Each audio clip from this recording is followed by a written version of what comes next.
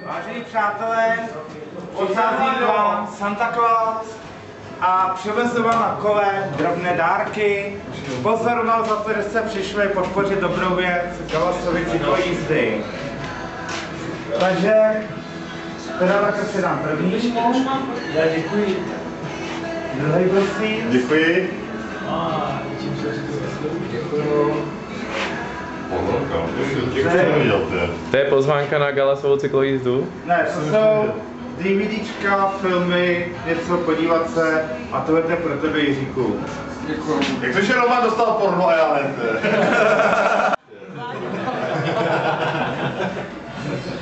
My nejezdíme za darmo, že? A doufám, že se vám můj program líbil. Výlet, tak jsme byli spolu ve Vraně nad Vltavou třeba. S Jiříkem jsme byli Černošice u Prahy.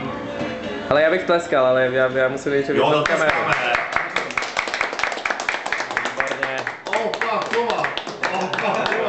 Je 19. prosince a právě jsme zakončili Galasovou cyklistickou party ve klubu Music STS. baru Chvojky. Jo, je to bývalý STS Chvojkovice Brod, teď se to jmenuje Chvojky. Můžete to najít i na Facebooku.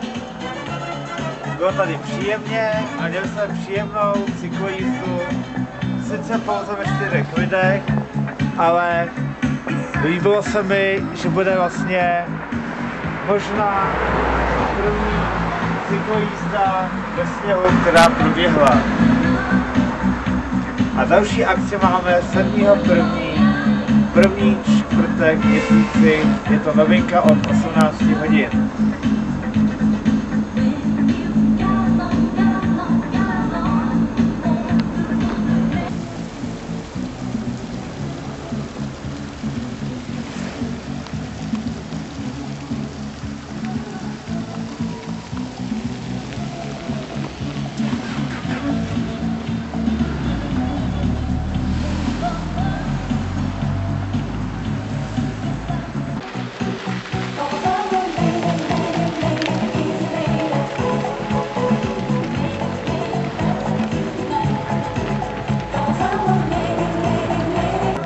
Jaký provoz najednou?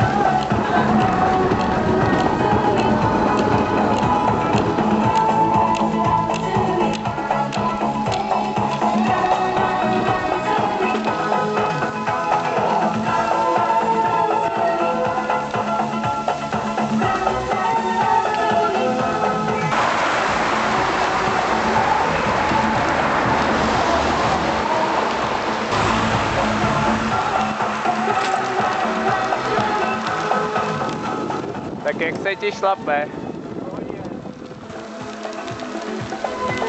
To je prostě důkaz, že se dá jezdit i ve sněhu na kole, prosím.